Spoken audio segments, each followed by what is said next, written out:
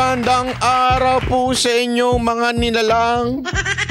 Ako po si Senior Banatbay at ang pag-uusapan natin ngayon ay ang Soldiers of God ni Senior Aguila.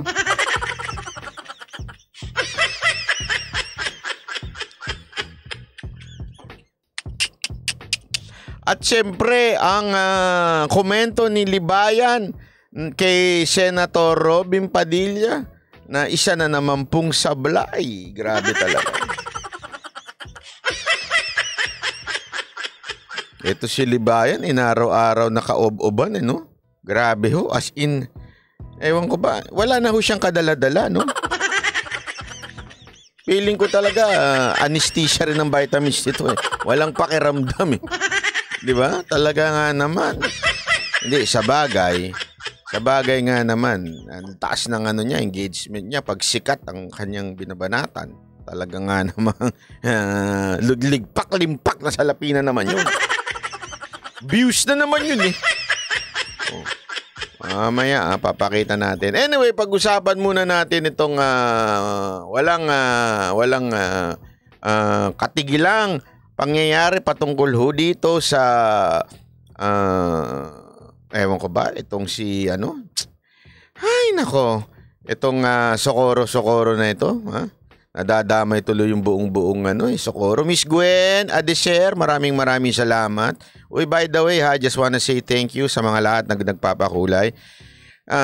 Hindi ho yan requirement sa ating channel, pinililiwanag ko lamang po, pero na-appreciate po natin yung ganyang inyong gesture ng pag-appreciate dahil po sa inyo nananatili tayong independent sa mga politiko o di kaya sa kahit sino man. Alam nyo, malaking bagay yung ginagawa ninyo para lang sa kaalaman ninyo. Kasi yung iba dyan, hindi ito ito, wala naman nung itong patama pero gano'n na rin. Kasi iba dyan, kaya nila, kasi wala nagpapakulay sa kanila, di ba? Kaya tuloy, kumikita sila through the views. Okay? Ano ibig sabihin nun? Pag marami nag-view sa kanila, doon sila kumikita. So, ang ginagawa nila, para kumita sila, mag-exaggerate ng sitwasyon o di naman kaya babanatan yung mga sikat na politiko kahit mali na sila, ginagawa pa nilang banatan kasi nga for the hate views. Diba? Whether it is hate views or sabihin na nating views from your subscriber, it doesn't matter. Hindi naman tinatanong ni YouTube yun eh. Subscriber mo ba yung nag-view? Ito ang kita mo. Hindi mo ba subscriber ang nag-views? Ito lang ang kita mo. Hindi. As a matter of fact, yan ang style ng mga vlogger hate views. Kaya katulad nung isang vlogger dyan na iniwan na ang pag-aabogado, naging vlogger na lang. Kasi nga, na siya ay kumikita sa hate views. Yan ang katotohanan. Tayo, hindi ho natin kailangan gumanyan. Bakit to? Kasi dahil sa mga nagpapakulay at sumusuporta by una, pwede yung membership o di kaya yung inyong pag-donate. Although, it is not a requirement. Okay yan. Kahit meron o wala, okay lang. You're welcome here. You will be appreciated here. Babatiin ko kayo kung may pagkakataon. Wala naman pong problema. Wag naman po lahat kasi baka namang lolit-solis na tayo dito. Diba? Maraming salamat po ito po, simulan na natin. Itong pasok. Pinagkakaitan daw ng edukasyon pero pang-militar ang training sa mga batang miyembro ng Mariculto sa Socorro, Surigao del Norte. Ang tawag nga sa kanila, Soldiers of God. Nasa frontline ng balitang yan, si Camille Samonte. Ako si Renz, 12 anos ang panagaraw ng takas ko sa kapiyanan. Tila bumalik ang bangungot ng nakaraan sa 12 anyos sa si Renz nang i-play sa pagdinig ng Senado ang recording ng kanyang salaysay tungkol sa military training nila sa Sitio Kapihan sa Socorro, Surigao del Norte.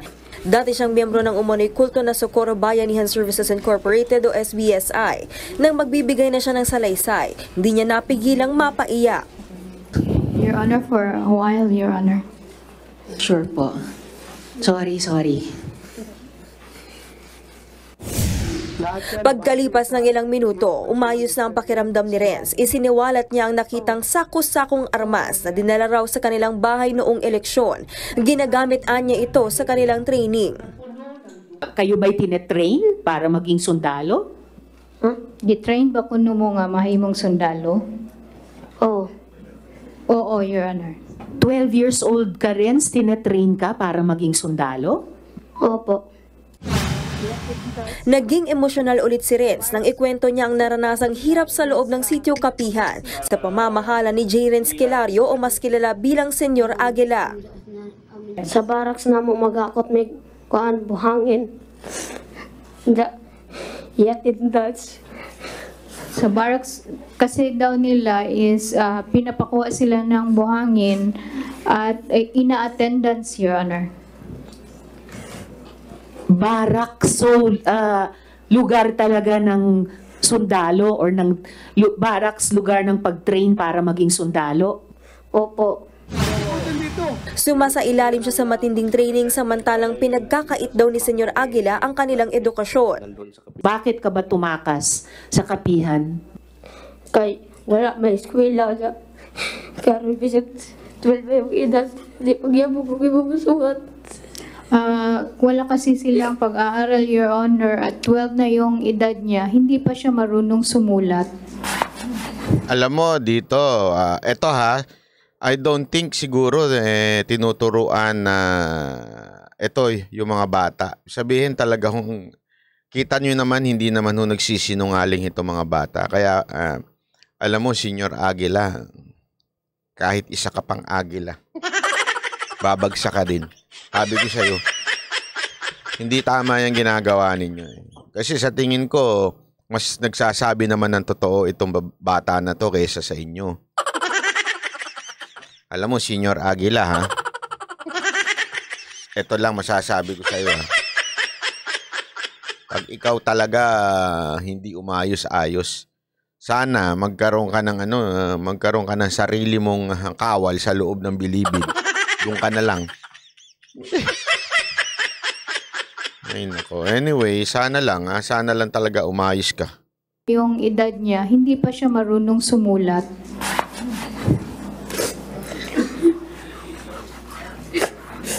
Sorry Ren, sorry.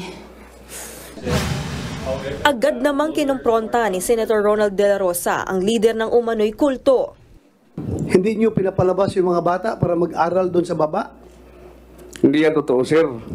Yung pinapayagan naman yan na lumabas. Hindi naman yan kinukulong niya. Tanaw na to ang kwan, sir. Mr. Chair, pwede bang hindi magturo ng daliri si Mr. Kilario, si Haring? Sorry po. Alam mo, ako hanga ako dito sa ito, in fairness sabi ko naman sa inyo, hindi naman tayo tumitingin kung ano kulay ng mga politiko. But this time, gusto ko lang pasalamatan si Ontiveros sa kanyang revelasyon. Nakakatuwa dahil because of her, kahit pa paano na-reveal itong mga kasinungalingan dito sa Socorro na ito. Palakpakan natin. Bawasan mo na lang yung konting drama-drama mo. Medyo nakakairita lang kasi, hindi ba?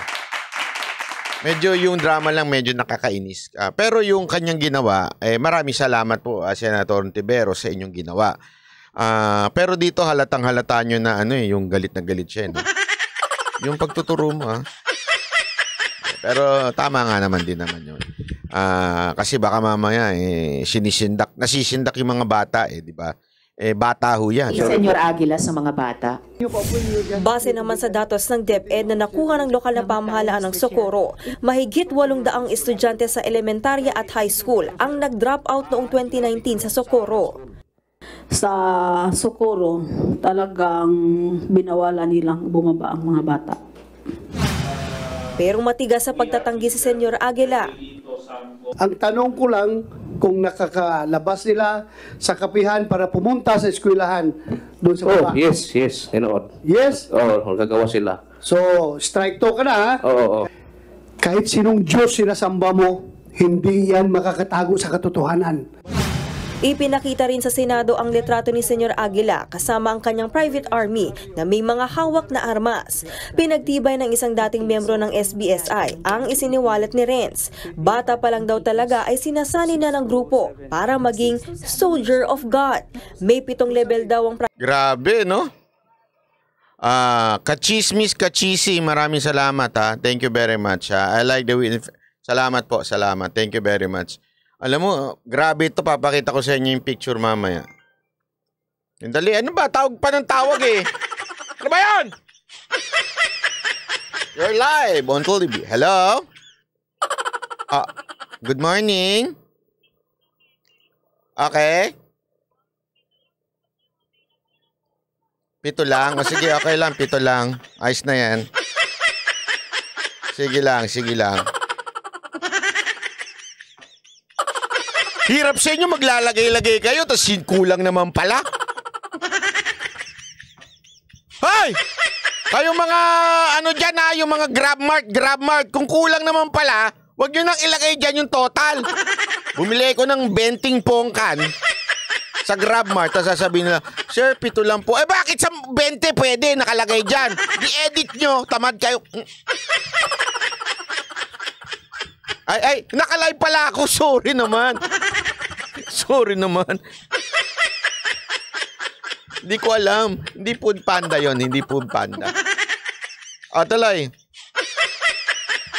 Private Army. Fetus ang tawag sa Grabe, pinakamababang no? Fetus. level.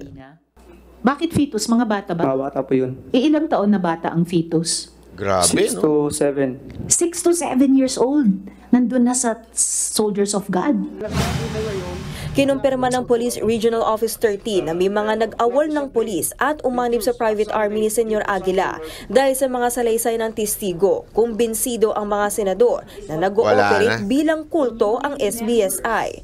Nagbabalita mula sa Frontline, Camille Samonte, News 5. Mga kapatid, Julius Babog. Yan na ho ang talagang very ano na ho yan. Talagang kitang-kita ho natin na meron ho talagang nangyayaring hindi maganda. Diba? Ito, papakita ko sa inyo. Ayan ho. Kita nyo na? Akala ninyo si Kim, ano no? Yung sa North Korea? Hindi ho sa North Korea. Hindi ho yan si Kim Jong-un. Hindi ho yan siya. Ginawin ko lang. At hindi rin niya yung kumanta ng Gangnam Style ha. Hindi siya yan. Kim Jong-un yan eh. Ha? Hindi din si Gangnam Style yan ha. Pero kakaiba to. Ibig sabihin, alam ko Kim Jong-un. Gusto ko ul lang gusto ko eh. Alam mo kung ba't ul? Alam nyo na ibig sabihin ng Kim Jong-ul. Ul-ul. Hindi ha. Grabe ho ha. Alam mo, may ilang pictures na lumabas. At hindi mo na talaga madideny ito. Paano mo i-deny yan? Bakit may ganyan? Anong, don't tell me, nagpa-picture lang siya dyan. Mga nakaano ho yan eh. Kitang-kita nyo naman ho. Hindi ho nagpa-picture yan. Alam mo, bigla ako natakot eh. Sa totoo lang ha. Bigla ako natakot sa picture na yan eh. Alam mo kung bakit? Ibig sabihin, merong nagaganap sa mga probinsya na ganyan na hindi natin alam. Di ba? Kung hindi pa nabulgar, sa tingin nyo, yung probinsya lang na yan ang meron? Baka yung iba pa. Lalo na siguro yung mga lugar na alam naman natin talagang pinagkukutaan din ng mga ilang extremist, di ba? Parang sabi ko nga, tama talaga yung sinasabi nung mga ilan nating kababayan na merong mga warlords sa probinsya. Di ba? Ayan ho yung patunay. Ito lang eh. Wala naman ako nakitang ganyang picture si Tebes. Tama, mali. Naalala ko lang kasi, hindi ko pinagtatanggol si Tebes ha. Naalala ko lang, kung si Tebes na ang ginagawa, sumasayaw ng budots, nagpapatawa. Tapos, alam mo ibig ko sabihin, hindi ko naman sa nilalait si Tebes ha, pero Kita nyo naman ang itsura ni Tebes para maging terorista. Di ba? Sa katunayan, yung huli niya ngang kaso na tungkol sa firearms, dismiss ng husgado. Ibig sabihin, yung mga fabricated evidence na mayroong mga baril ay wala, dismiss. So doon, ano ibig sabihin nun? All along, tama pala yung sinasabi na tinanim yung mga baril. Gets ninyo? All along, tama yung sinasabi ni Tebes na tinanim lang yung mga baril. So all along, tama pala yung sinasabi niya na darating panahon na mag-ano sila dito, re-raid tapos magtatanim sila ng mga baril. Tama pala. 'Di ba?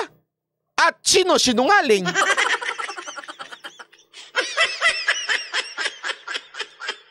Diba? Sinungaling? Walang iba kung hindi yung nagsabi. Hindi, na may nakuha kami mga baril. Tama, mali. Kaya nga ewan ko lang kung hindi pa nakikita ng tao kung papaano ginamit sa politika. I don't like Tebes. As a matter of fact, I don't like Tebes. Okay? Kaya lang, kung ganitong gobyerno natin, particular si Secretary Remulla na isang DOJ Secretary, gagamitin ang kanyang impluwensya para manggipit ng isang politiko, mali na ho yun. Diba? Tapos, may nakita kang ganito. At ang sasabihan pa ng terorista, yung taong sumasayaw lang ng buduts. Yung ganito, nga. Bakit? Kaya magbigay ng butante?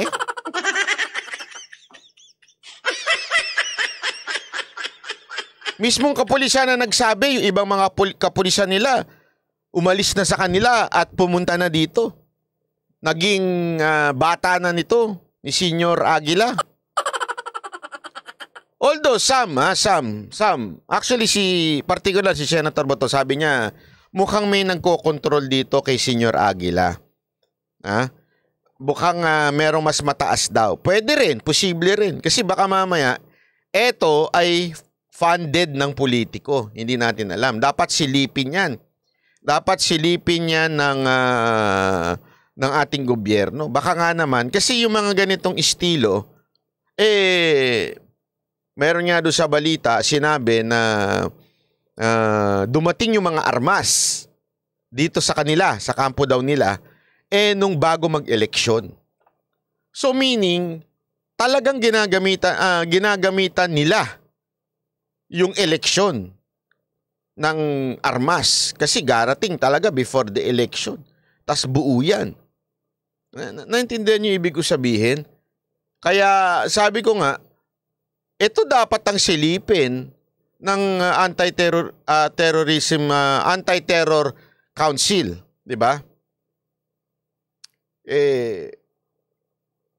Sana.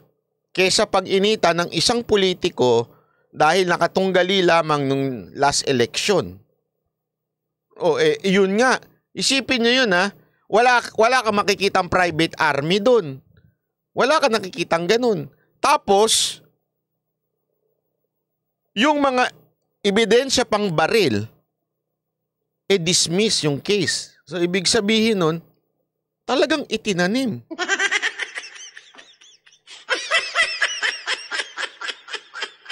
Diba? So, ewan ko. Sana naman, ito talaga ang tignan ng ating gobyerno. Kasi, hindi ho ito pangkaraniwan. Itong nangyayari dito sa, hindi ho pangkaraniwan. At sana, tingnan din ng gobyerno yung iba pang mga lugar. Kasi, baka mamaya, magulat na lang tayo, grabe na ho ang mga warlord sa mga probinsya. Di ba ho? Kasi alam naman po natin, alam nyo, ito ay malungkot na katotohanan sa bansang Pilipinas. Malungkot na katotohanan po ito. Ang kapulisan natin ay kulang. Sabi nga yung ratio ng pulis at dami ng mga Pilipino, kulang na kulang. at the same time, hindi mo naman pwedeng gamitin ang sundalo unless there is rebellion, there is something. Kaya nga, alam mo, ano yan eh. Sa tingin ko, kailangan medyo amendahan ng ating batas. Kasi di mo magtataka ka, bakit di nalang gamitan ng mga sundalo, bla bla bla. Hindi ho pwede. Pag ginamitan mo ng sundalo yan, tas dinala mo sa korte, bakit may sundalo? Kailangan ma-justify mo yun. So, kailangan pulis pa din. The military can only assist. Okay? Kaya nga pansin niyo yung military, ang focus nila yung mga NPA, kasi yun, rebellion na yun eh. Pero yung mga regular crime, hindi yun nila pwedeng anuhin. So, kulang-kulang ho talaga ang ating PNP. Sana yung mga ganito, alam mo yun, ma-amend sa law na pag may mga ganito ng grupo, pwede nang gamitin. Although ngayon, nakadeploy naman yung mga sundalo rin dyan sa lugar, pero ang parang ang dating is they only assist sa mga kapulisan natin. 'Di ba? Na although magaling naman ang mga kapulisan natin, lalo na yung mga train, mga SWAT, mga SAF, mga talagang okay yan. Kaya lang isipin mo, paano sila nakabuo ng ganyan? Paano? Meron lapses, 'di ba? May lapses ho tayo. Paano ho nila nabuo yan doon sa probinsya? Anong nangyari doon sa mga in charge na kapulisan dyan? Di ba? Mahina ang mga LGU sa Socorro, sabi nitong isa. Possible. Although, maganda yung nagawa nila ngayon. Kasi kahit pa paano, na ano nila eh, na siwalat nila yung yung nangyayari dyan sa Socorro. Anyway, yun. Eto po, pag-usapan naman natin. Speaking of mga atapang-atao, ito, isang atapang-atao to. Hindi natatakot sa China ang isang mangingisdang Pinoy, kaya buong tapang siyang nakipagpatintero sa China Coast Guard habang nasa Scarborough Shoal.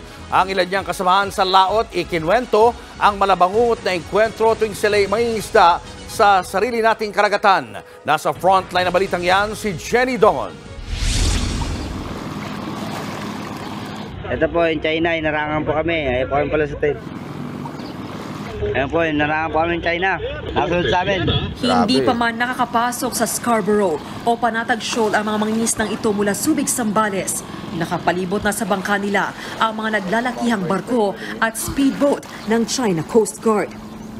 Kaya naman ang mangingisdang si Mang Arnel sakay ng kanyang maliit na bangka. Nakipagpatintero sa mga dambuhalang barko ng China. Makapasok lang sa Scarborough. Kuha ito noong September 22. Sabi ni Mang Arnel, kung pairali ng takot, baka dumating ang araw na di na sila makakalapit sa Scarborough Shoal. Pero hindi kami takot pa rin sa pag-isda. Doon lang. Kasi kung matatakot ka, ano yung mangyayari, sir? Gano'n, bubulihin ka nila. Lalo ka bubulihin. Kung hindi na ka dapat matakot. Kailangan, kung bubulihin ka nila, ibulihin mo na rin na. Buwis buhay man daw ang mga isda. Sa sarili nating bakuran, makikipagsapalaran sila. Ating bahura yan babanggain ka nila kung matigas-tigas yung bangkag, babanggain ko sila Kung kwento lang daw ng paghihirap sa Scarborough. Alam mo na unang naisip ko kagad dito, sabi ko, kung mayaman lang ako, kunwari milyonaryo ako, bibigyan ko siya ng speedboat. Nakita ko kasi yung habulan nila di ba? As in, habulan sila doon, doon sa medyo syempre dehado ito, kahoy lang yung ganyan. Dito sa isa, parang yung yung speedboat talaga, yung mga ginagamit sa pelikula. Pag ako may pera lang siguro, talagang bibigyan ko to. Alam mo, bibigay ko ba dito baka jet ski. Doon siya mangisda, naka jet ski. So, uunahan niya, di ba? Tapos tawanan niya. Di ba? Kaya lang wala ganun talaga Ang tatanungin, hindi mauubusan ang kapitan ng isang bangka ni si Mang Usman. 10 taon na siyang pumapalaot sa lugar. Pag-akyat doon, ang gagawin naman ng China doon sa mga baon ng katauhan ko, pinagkuha, pinagtapon-tapon. Kaya nga, yung minsan yung mga tao ko, nag-iyakan yung mga tao ko, bakit? Pati lahat ng gamit sa bangka, ipagtapon-tapon nila yan. Kukunin yung mga isda na wala man lang paalam, na mamili sila. May pagkakataon pang araw na parang katapusan na nila. Binubumba kami ng tubig. Parang ano buhawi yung tumambak dito sa dami ng tubig na binagsakan ako. Parang nangatruma yung mga kapatid ko. Naka-peri squad kami na ano kalabit na lang. Talagang tinitigan kami talaga ng ganun. Kaya pati yung mga tauhan ko mga matanda nanginginig sa sobrang takot. Putuli mo na lang. Malaking bagay daw sa mga mangingisda ang pagputol ng Philippine Coast Guard sa mga floating barrier na inilatag ng China sa Scarborough. Kasi sir, kung wala yung presensya ng gobyerno, ano yung maaaring gawin sa inyo? Dadahasin kami nila, ma'am. Itaboy talaga kami, ma'am. Hindi kami makapangisda doon. Wala kaming paghanap buhayan. Uuwi lang kaming luhan. Walang maipakain sa pamilya. Masakit sa akin, ma'am, na ang kinin ng China yan para naman sa atin yan, ma'am. Hindi. Itama lang natin ha. Ayan pong lugar na yan ay para ho sa lahat. Okay? Hindi lang ho yan. Ang masama kasi dyan, itong China, pinipigilan tayo. Okay? Tayo, hindi rin naman natin dapat silang pigilan. Para sa lahat ho yan. Yan o ay dinesisyon na para sa lahat at pwedeng mangisda. Malaya ho dyan dapat ang lahat na mangisda. Ang nangyayari ngayon, mukhang itong China, mukhang sumusobra. At hanga ako nga kay Kuya dahil kita nyo naman, di ba? Talagang lumaban. Alam nyo, there's a lesson here. Sana sa Coast Guard natin. Ang lesson dito, kung yung mamanga na yon, yung mangingisda na yon, ginawa niya yan. At hindi naman siya binomba at binarel o whatsoever. Ibig sabihin, bluff lang ang ginagawa ng China. Diba? Hindi naman nila tinaob, hindi ho nila totaling binangga, hinarangan. Bluffing ang ginagawa. Ibig sabihin, this is a indication na we can do it without the help of Navy, pero Coast Guard lang. Sabayan natin. Kung ito nga mangingisda, kinaya paano pa kaya? Isipin nyo na mabuti to yung mangingisda may kasamang Coast Guard. Diba? Kasi remember, natatalo tayo minsan sa tiyaga. Kasi yung mga Coast Guard ng China talaga nakabantay. O sige, patigasan tayo ng dito, yagballs dito. Patigasan tayo. O kami, kaya namin magpalitan ng matagal dito. Bahala kayo. O di ganun din natin. Ganun. O sige, sasamahan namin yung mga mangingisda namin. Ganun talaga ang buhay. Sindakan ika nga. Pikon talo dyan Ayan ang natin, pikon talo dyan. So ako lesson yan sa ating Coast Guard na kaya natin yan. Kaya natin yan. Samahan ninyo. Samahan ng Coast Guard. Diba? Bantayan natin. Ipakita natin sa mga Chinese Coast Guard na inaalagaan namin ng aming mangingisda. Sasamahan namin ito. Poproteksyonan namin ito. At kami ang makakalaban ninyo pag may ginawa kayong masama. Yun ang magandang ipakita. Instead of maglalagay tayo ng gray ship o yung Navy, ika nga. Diba? White to white. Yun ang usapan dyan. Kung Coast Guard din ang ibangga natin. Pondohan natin yung Coast Guard. Yan lang nga sa akin dyan Kasi nakita na natin hindi na. Mantakin mo mag-isa lang siya. Ang liit niya tas talagang sinabayan siya Kasi kung may intensyon manakit ng China, kung may intensyon, pwede na nilang barilin to kasi nanggagago na Mantakin mo talagang iniikutan niya babalik sa kabila. Napanood niyo yung video niyan? Iniikutan niya na. Tapos sa kabila naman, iikot to, sabi. And yet, walang ginawa ang China. Ibig sabihin, yung ginagawa nilang tapang, bluff. Wala lang, pang lang. Pag nasinda ka, uwi. Ganun. Pero siguro may instruction din sa kanila na, oy, wag niyong bobombain Wag ninyong bawal yan sa international law. Tapos nakita pa siguro nila may media. Di pakita natin yon kasi bluff lang yan eto gawin natin. 'Di ba? Coast Guard. Gamitin natin weapon, malaking camera. Tutukan natin ng camera. Habang puwersahin natin pasukin yun, tutukan yun ng camera. Pag nakita nilang may camera yan, kasi hindi sila pwede mag-first move na babarilin, babanggain o talagang wawasakin yung mga magsasaka kasi makikita ng international yun eh. 'Di ba? Makikita na, uy, gago nito nagbigay ng ng talagang atake na. Physical attack. Ganun eh. Kaya lang, wag naman po natin masyadong baka naman mapahamak yung ating mangingisda. Ang lang is, sabayan lang natin. Ipakita lang natin na we are not afraid of you. Mangingisda kami dito dahil these waters belong to everyone. Diba? Etong karagatan na ito belong sa atin lahat to. So mangingisda kami dito. Paninindigan namin ang pangingisda dito at kasama namin ng Coast Guard. Yun lang siguro sa akin. Malaking bagay ho yun.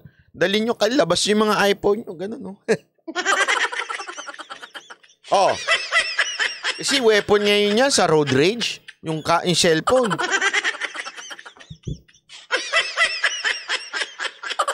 Weapon yan. Di ba? Oh. Dito, sa Indonesia, walang alisya. Nagpapalitan lang sila. Tama. Yun na nga eh. Maybe, sa akin maybe, hindi ko naman sinasabing kulang ang ginagawa ng Coast Guard. But maybe, not enough. Pangit pagandahin. Baka not enough to the point na baka iniisip ng China na kami, kaya namin bumabad dito, palitan ng tao. Siguro dahil mas marami sa kanila, mas marami tao nila, mas mura, mas mayaman sila, mas marami silang ship. Kaya namin magpalitan. Kayo, hindi nyo kaya. Kaya, sindakan to. Diba? Tapos i-live nyo pa, may dala. Kasi meron namang meron namang, kayo naman kasi, gobyerno naman kayo, bumili kayo ng Starlink na pandagat. May Starlink pang dagat Alam niyo yung Starlink na pandagat? Yung satellite na pangdagat para maka-internet ka sa dagat. May ganun Particular, pandagat talaga siya. O, dali niyo yun. Tapos naka-live kayo. O yan, binobomba na! Tapos sasabihin nun Chinese, bakit? Yung yagballs mo nasa camera mo? May ganunan din. Parang yung road rage, no? Ganun lang naman yan eh.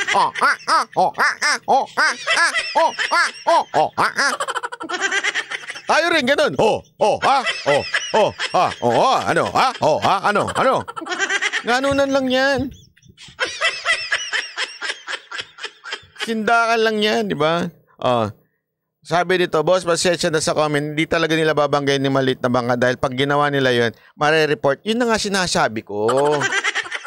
Bakit pasensya? Tama naman sinabi ko Yun na nga sinasabi ko, hindi nila gagawin yun. Ibig sabihin, talagang naninindak lang sila. That's the point. Naninindak lang sila, bluffing lang. Ay, yun nga ibig ko sabihin bakit parang mali ata yung sinabi ko sa comment mo. Boss, pasensya na sa comment. Oo nga, yun. Bakit pasensya na? Yun naman sinabi ko. Ano ba talaga?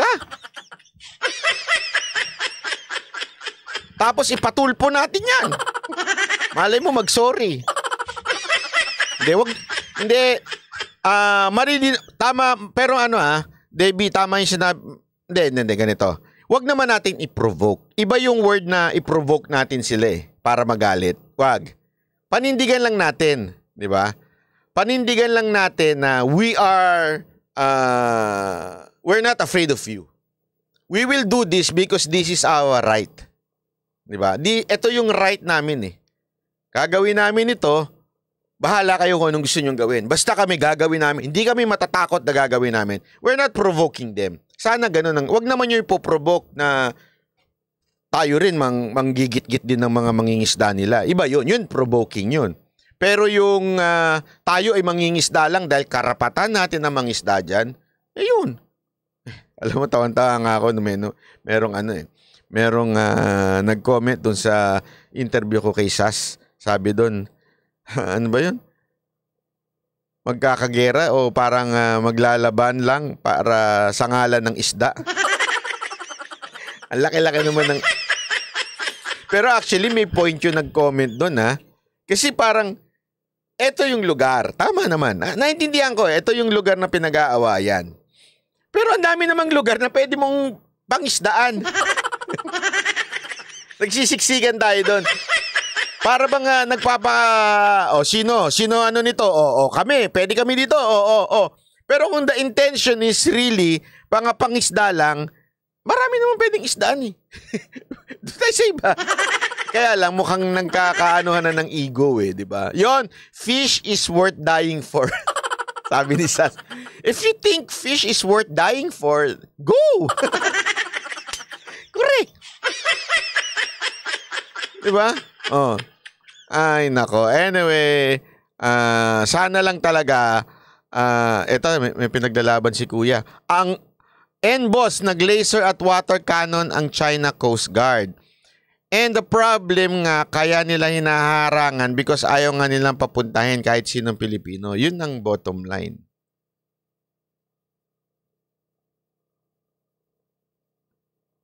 Sige na nga. Yun nga po sinasabi natin eh. Okay. Move on. Move na. Woo! Ha! Woo-ha! Okay na. Wapak!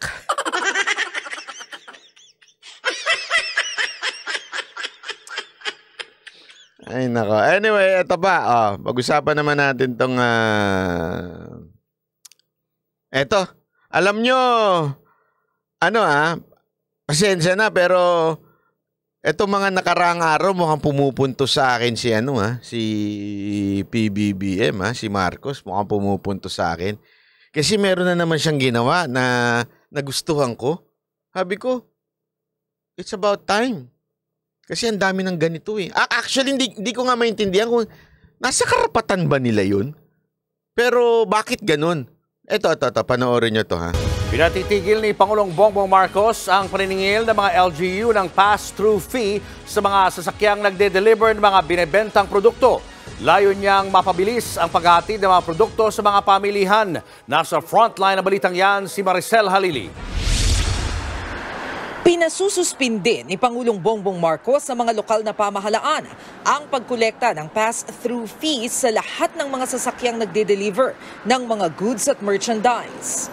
Base sa Executive Order No. 41, bawal nang humingi ng pass-through fees o toll charge sa mga sasakyang maghahatid ng mga produkto na dumaraan sa national roads at local roads na hindi ipinagawa o pinondohan ng mga lokal na pamahalaan. Hinikayat din ito ang mga LGU na wag nang maningil ng sticker, discharging, delivery, market, entry at mayor's permit fees sa mga sasakyang nagdadala ng goods at dumaraan sa local public roads kahit pa ito ay pinondohan. Alam mo bakit ko nagustuhan tong part na to? Duterte siya. This is something na not a popular decision. Why? Marami kang mababangga dito. Alam mo naman yung mga lugar-lugar dyan na naniningil. Ang dami niyan eh. Yung naniningil na pagdadaan ka sa lugar nila, na sabi ko nga, parang gobyerno naman nagpagawa nito. Bakit kailangan nyo singilin porket nandun yung subdivision nyo, village nyo, may mga ganun eh. Diba? This is not a popular decision. Although, sa akin, sa tingin ko, sana sa lahat. Kaya lang, siguro compromise na din. Diba? Compromise na din na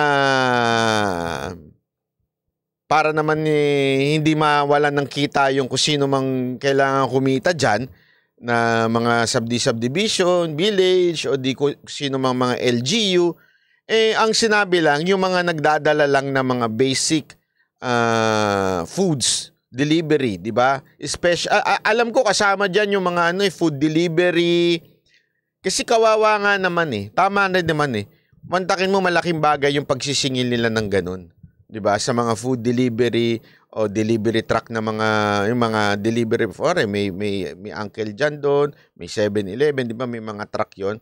Yun dapat talaga dapat hindi na sinisingil para hindi nga naman tumaas yung presyo.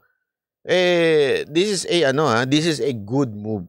by the President. Sorry, pero pasensya na kung gusto nyong batikusin ko si Marcos, pero this time tama yung ginawa niya. Kaya natuwa ako dito. Malaking bagay ho ito para sa ekonomiya natin. Maaaring akala ninyo 10 pesos, 10 pesos o 20 pesos, 20 pesos lang yan. Malaking bagay ho yan. At ipinagawa ng LGU. Batay sa EO, malaki ang epekto ng pass-through fees sa logistic costs o gastos ng mga nagde-deliver na karaniwan namang ipinapasa sa mga consumer. Ang resulta, mataas na presyo. Alam mo, sana lang sana isama dito yung ano, ewan ko lang kasi hindi masyadong define. Pero sana isama dito yung mga NLEX, SLEX, di ba? Hindi yung mga Grab na NLEX. Yung mga, alam niyo may bit-bit na mga gulay, may mga bit-bit na prutas. Pag sinama ito, malaking bagay ho ito.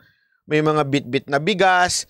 Dapat nga, dahil meron tayong problema sa ekonomiya, mukhang ganun ata ang pinupunto nitong itong order ng ating presidente, di ba? Sana tumuloy-tuloy ho ito para talagang bumaba at kahit di nga bumaba mapigilan ba yung ng mga bilihin. We are doing this to ease the doing business and to lower the cost of transportation.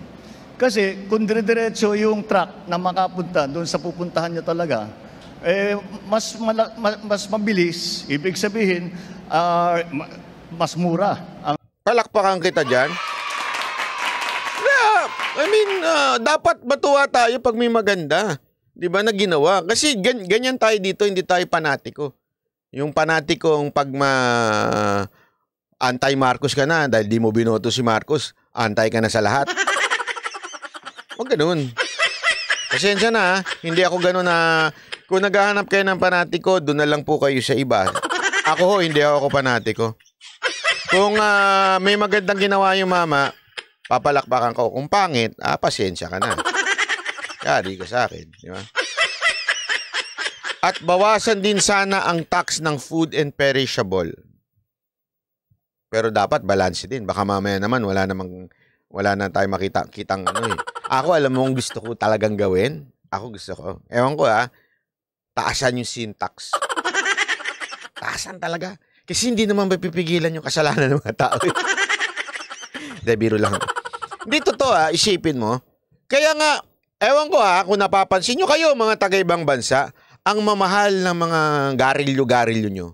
Kaya nga yung iba pag uuwi ng Pilipinas, dito bumibili ng maramihang yosi, di ba? Atas dinadala sa bansa nila kasi dito sa atin mura. Taasan nyo yung tax doon. Kasi lulong naman sila sa yosi. Wala silang choice. Mag-yosi pa rin yan. Hindi lang yosi. Pati pati vape. Naku po, taasan nyo yan. Di ba? Para yung mga pakonyo dyan, na mga kabataan na hindi naman naninigarilyo, biglang nag-vape. Hindi, kaya lang, alam mo yung isa mga iba, nag-vape yan. Kasi baho hininga niyan Totoo lang, kaya nag-vape yan. Para matakpan yung baho ng hininga nila, nag-vape na ho sila. Taasan mo yan. Tapos pati alak, lalong-lalo na yung mga mumurahing alak.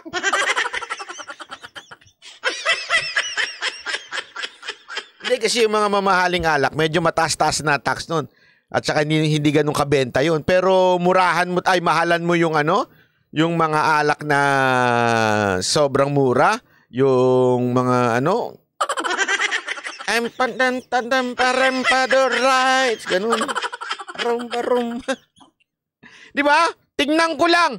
Kasi hindi naman titigil yan sa kaiinom yung mga walang yan Wala na nga pera, umiinom pa taasan mo pa kaya? Di ba? Takasin doblehin mo. Pangulong Marcos! Doblehin nyo yung mga tax ng garilyo, alak, sugal. Mga magiging transportation. Ay, wag lang ang kape wag lang ang kape. Mag-aaway tayo dyan. Magyayarian tayo dyan.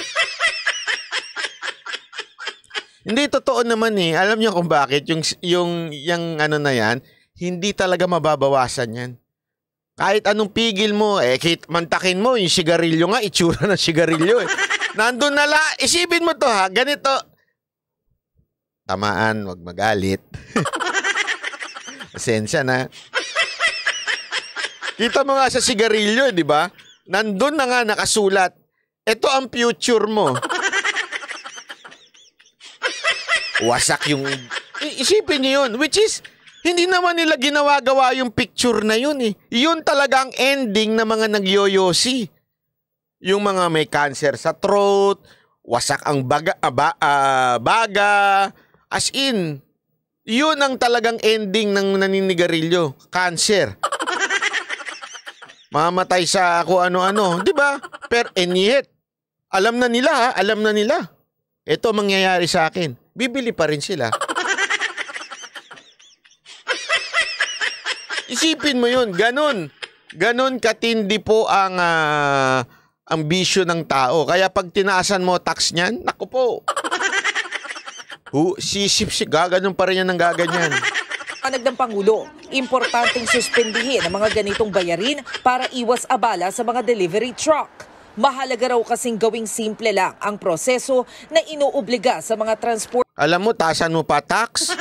Yung Viva Max. De, biro lang.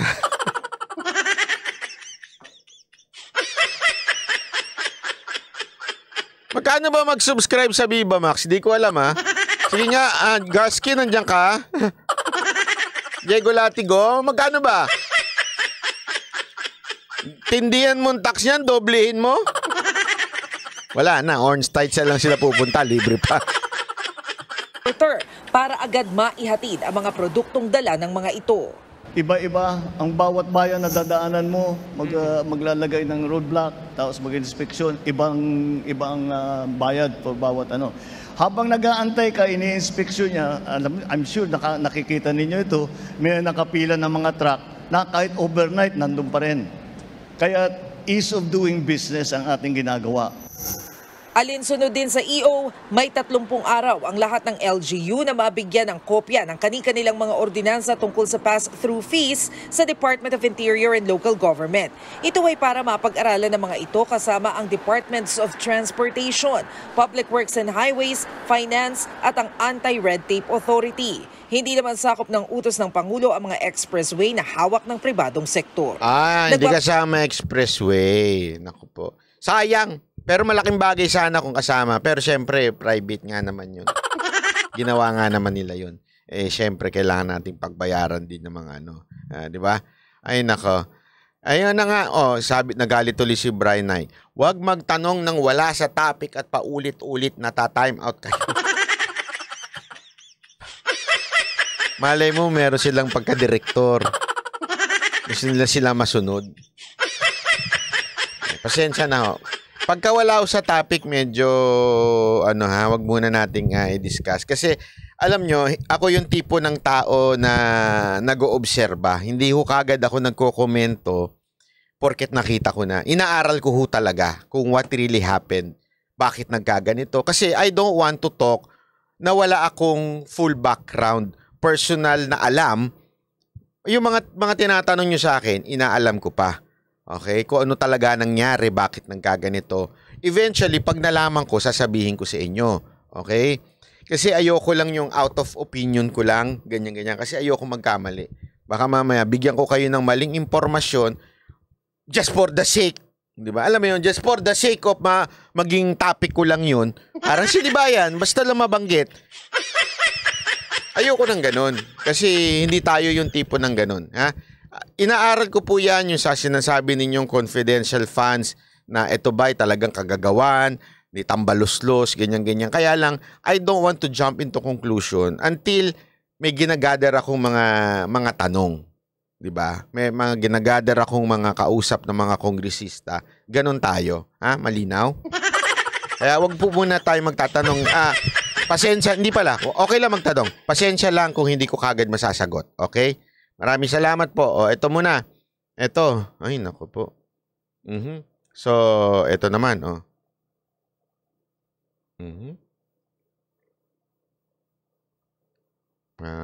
Okay. Ito na. Punta na tayo dito kay Kabobo. Kay Kabutas. Panoorin nyo ito, ha? Napaka ano ito. Medyo meron na ho ba kayong by Jessic dyan? Ponstan, Arcoxia, meron na? Okay, ready na. Okay na, libayan na tayo. Alright. Yan. Magandang araw mga kabatas natin at welcome sa isa namang live stream. Mga kabatas natin, hindi ko na talaga maintindihan itong mga senador natin. Hindi daw niya maintindihan senador natin. Bakit? Itong si Robin Padilla. Bakit? Nakipagbardagulan sa page niya. Okay. Dahil dito. Sabi niya, yan ang tama. Coast Guard sa Coast Guard. Ano ba nangyari dito mga kabatas natin? Yung nangyari dito ay yung pagtanggal ng Philippine Coast Guard ng mga floating barriers na linagay ng China sa Bajo de Masinloc, sa Scarborough Shoal. No? At ito ay inutos nga ni President Ferdinand Marcos. Diba? This is a foreign policy. This is in relation to international relations. Kaya ang tama nga naman ang tao na primary na magde-decide dyan at yung face natin at representative natin sa international community ay yung presidente. Di ba yun ang paulit-ulit kong sinasabi? Pero itong mga senador, lalong-lalo na si Robin Padilla, mga kabatas natin, nakikialam. Number 1 point. Nakikialam daw si Robin Padilla noong tungkol dyan sa issue na yan. Okay? Bakit? Bakit niya nasabing nakikialam si Robin Padilla? Pakinggan ninyo ang dahilan ni Libayan. Kasi nga, part nga nung kanyang kampanya, mga kabatas natin, yung West Philippine Sea. Di ba? Magpapadala daw tayo doon ng private army. Private army? Anong tawag niyan? Anong tawag niya doon? Hindi private army yung tawag niya doon Militia. Libayan, ito, tanong ko lang. Sino yung nagtatype sa keyboard mo? Tutor mo ba yan? Asawa mo yan? Hindi, ako nagtatanong lang, Libayan, sino yung nagtatype sa paligid mo? Tinuturuan ka na sasabihin mo, may instruction dito? May moderator kang kasama dyan sa bahay mo? Siguro asawa mo yan. Tinuturuan ka. Hindi, ako nagtatanong lang, Mahinang nilalang ka, ba't kailangan ka pa tutora ng asawa mo?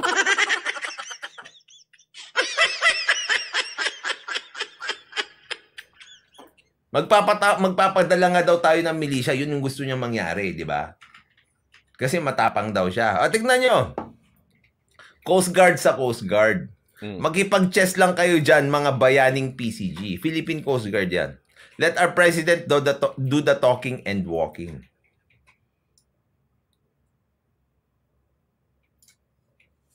Alam mo naman pala, Robin Padilla, in the first place, na let our president do the talking and the walking. Dito, pinupunan niya kasi yung isa sa mga hinirit ni Robin Padilla na dapat Coast Guard to Coast Guard. Alam mo, napakatama ni Robin Padilla dun. Si Senator Robin Padilla ang nagmulat sa mata ng mga tao na dapat Coast Guard to Coast Guard lang. Pinaliwanag na ho yan ni SAS kung bakit Coast Guard to Coast Guard o yung tinatawag nating white to white, gray to gray. Ibig sabihin po, pagdating ko sa dagat, ang pulis ng dagat, Coast Guard. Ang Navy, yan po ang sa ating kasundaluhan. Since Coast Guard ang naandyan, Coast Guard ng China, dapat Coast Guard din natin. Ang problema kasi nung ginamit natin at nagpa-assist tayo sa Navy ng Amerika pa, ay yun ho ay para kang nagtawag ng gray habang white lang yun naandoon. So yun yung pinupunto ni Robin Padilla nung time na yon, which is tama naman siya. Tama ho siya. Wala ho kasing alam itong abogado na ito, ewan ko kung paano naging abogado ito, wala hong alam na tama naman po yung ganun. Coast Guard to Coast Guard. Yun ang sinita ni Robin. Ngayon, pakikialam ba yun? Kasi yun ang sinasabi ni Libayan. Yun ay pakikialam ni Senator Revilla. Mali na naman si Libayan dyan. Bakit ho ba naandoon yung mga sundalo noon at saka yung USEC doon? Bakit naandon? Hulaan nyo kung bakit. Makakuha ng tamang sagot. Mas matalino kay Libayan. Hulaan nyo bakit. Bakit siya nandun? Sige nga ho. Meron bang mas matalino dito kay Libaya? Imposibleng wala. Bakit nandun yung mga kasundaluhan na yon? Tapos kinakausap ni Robin at saka ni iba pang mga senador. Ano meron doon? Nako, don't tell me hindi nyo alam. Ayun!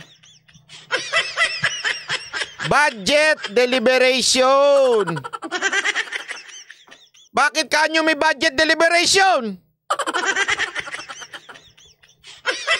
Para saan ho ba ang budget deliberation? Kung makakaalam ninyo. Sige nga ho. Ay, sorry, hindi ho Revilla. Padilla ho, Padilla. Pasensya na, Padilla. Padilla ho, Padilla. Padilla ho, Padilla. Padilla ho, Padilla. Bakit ho? Bakit kanyo nandun? Bakit ho? Sige. Bakit? Dahil may budget deliberation. Ano sinasabi ngayon ng mga senador? Bakit ngayon pinakikialaman? Kasi nga, inaalam ng mga senador kung sapat ba ang budget nitong Coast Guard. Kaya nga, ang punto niya dito, kasi nga hindi ho marunong mag-research tong abogadong to Diba? Ang pinupunto niya nga doon, dapat palakasin, dapat budgetan pa ang Coast Guard dahil sila dapat ang lumulusob doon. Kasi nga ang punto niya nga, ako nga pumunta ako doon Di ba? Pumunta ako doon na kaya ko. Mas maganda pa, kaya kasi kasama niya ang Coast Guard noon. Kaya sinusuportahan niya yung Coast Guard doon na ang sinasabi lang niya, huwag tayo magsama ng Navy kasi it's against international law. Hindi alam nung iba kasi tatanga-tanga na naman. Ano ba ang sabi ng international law? White is to white, gray is to gray. Ibig sabihin nun, ang pulis ng dagat ay Coast Guard. So ibig sabihin, kung Coast Guard ng China yan, Coast Guard din dapat natin. Hindi ho pwede magdala ng mga sundalo na Navy. Yun ang ibig sabihin ng international law. Kaya diniin niya ng todo. Ano ba sabi ng international law? Not according to the law of China, the law of America, the law of the Philippines. International law, ano sabi? White is to white. Tama si Robin doon. Bakit niya idiniin doon sa Coast Guard? Kasi nga budget deliberation. Hindi ho nangingialam si Robin sa foreign policy ng ating Pangulo. Huwag kang tanga, Libayan. Hindi pakingialam ang tawag doon. Yun po ay simpleng inaayos ang tama pagdating mo sa budget. At second, sabihin na natin hindi budget deliberation yun. Sabihin na natin hindi budget deliberation yun. Merong check and balance na kapangyarihan ng Senado. Hindi rin ho pangingialam yun. Ano ho ba ang definisyon ng pagiging senador o kongresista kung alam mo, Libayan? Sagot! Huwag ka kasi nagpapaniwala sa mga kabobo mo Ano ibig sabihin ng senador? Anong bahagi ng gobyerno senador? Legislative, di ba? Sila ho ang gumagawa ng batas, nag-aamen ng batas. So they know the law. They know the law at nakikita nila pag medyo sumasablay ang pag-i-implement ng law. Sino nag-implement ng law? Supreme Court? Hindi, sorry. Ang i-implement ng batas ay ang executive branch. That's why there's check and balance in the Senate kasi titignan nila, ito yung ginawa naming batas. We know the spirit of the law. Ito ginawa namin. Alam namin to.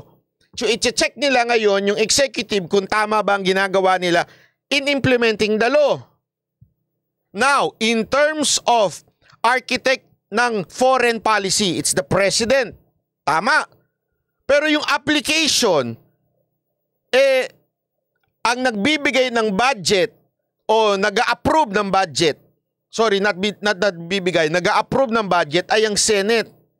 So makikita nila kung tama ba ang paggamit dito sa ating mga Coast Guard.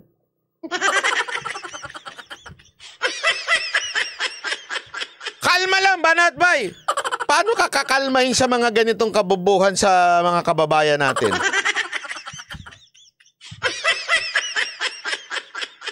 Tama, mali. Diba? Yan ho yun eh. Trabaho nila yan. Tapos, eto ang haba-haba nito, lintik na video na to, ang punto lang naman niya dyan, huwag manghilam si Robin Padilla. Tuloy natin. Bakit nakikialam kayo? Hindi ko pakikialam yun.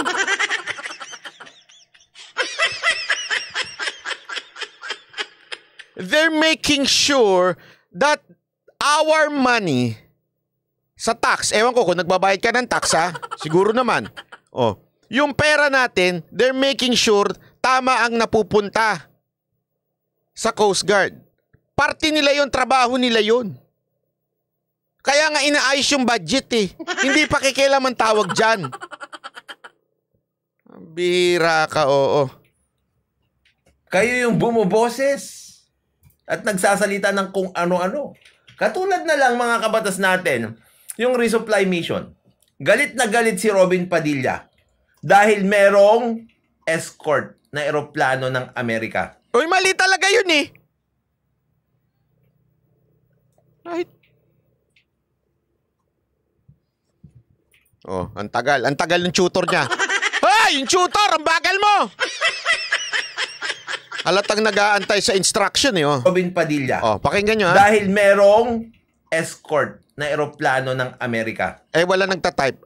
Asan na yung kasunod? Asan na? Asan na? Hoy! Ano ba? Ang tagal mo! Ang tagal mo! Di ba yun sa basbas din nitong Pangulo natin na si Bongbong Marcos? Ang tagal mo naman! Trabaho ng white sheep ang law enforcement sa karagatan. Ito yung maganda. Kaya shut up na muna mga Osisero at KSP. Parang yung Osisero at KSP, parang ikaw yata yun, sir. Alam mo, ito ang problema dito kay Libayan Ano ba tingin niya sa senador? Kasi sinisita ni Robin Padilla dyan, yung mga Osiserong wala namang alam. At walang karapatang na sitahin sila pagdating sa pagsisita kung papaano nagagamit ang pera ng gobyerno. Karapatan nila yun. Are you stupid? Honestly. Libayan, pakisagot nga ako, are you stupid? Alam mo naman, di ba, pagdating sa budget, karapatan ng mga senador busisiin ang budget at kung papaano ginagamit ito ng executive branch. Yun ang karapatan nila. Kaya nga niya sinasabihan yung iba na wag nyo akong patahimikin, wag nyo akong sabihan ng ganito. Kasi alam ko yung batas Ang batas, according to the international law, white is to white, gray is to gray.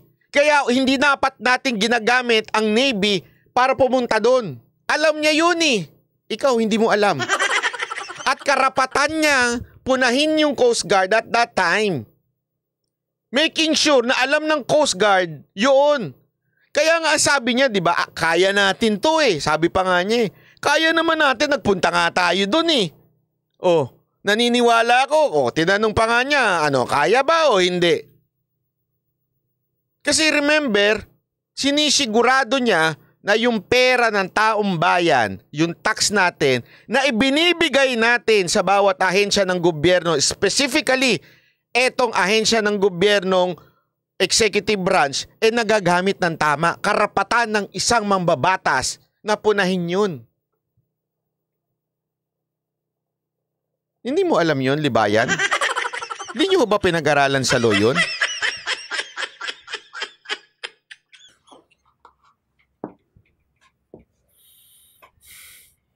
Parang ikaw yata yun, sir. Kasi kayo yung nagpapapansin may papakita ko sa inyo mamaya Ito. Sumali na kayo sa pagiging reservist at suportahan ng pagsasabatas ng mandatory ROTC at mandatory military service. Ako, reservist din ako. Staff sergeant ako. Di halata. Patunayan mo nga. Sige na, ilabas mo nga yung mo na talagang staff sergeant ka.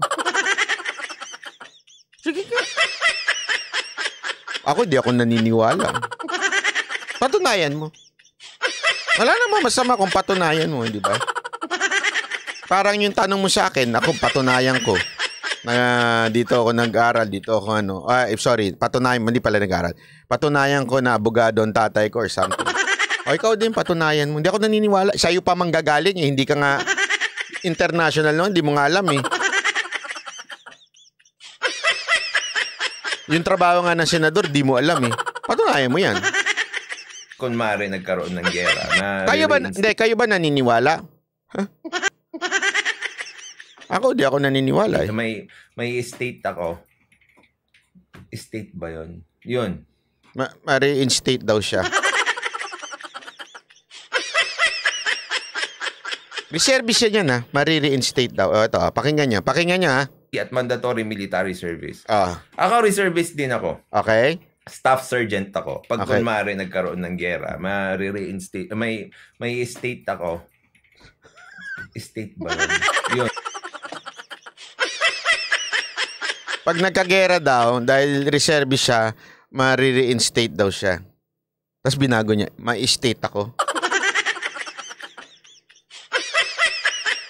Oh, sa tingin ninyo, reservist siya.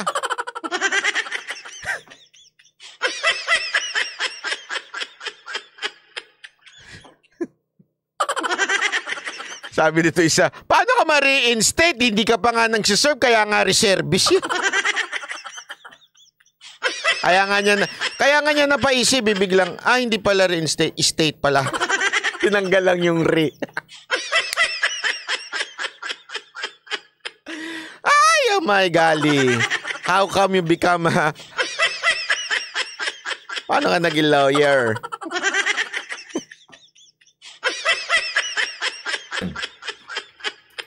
Tapos part pa ako ng drill squad.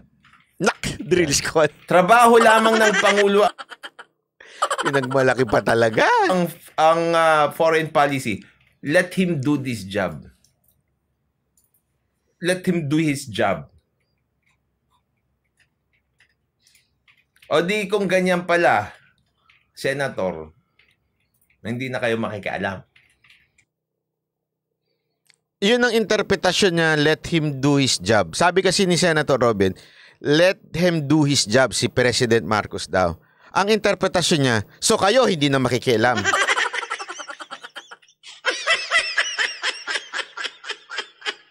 So don't tell me na it's all, lahat ng job lang ng presidente, walang trabaho ang mga senador. Hindi din pwedeng busisiin ng mga senador yung budget ng ating Coast Guard. Hindi pa pwedeng mangialam ang senador sa mga bagay-bagay kung paano nai-implement ang law. Tandaan ninyo ha, they are lawmakers. They can even amend laws if they think hindi na tama ang pagpapagamit o isang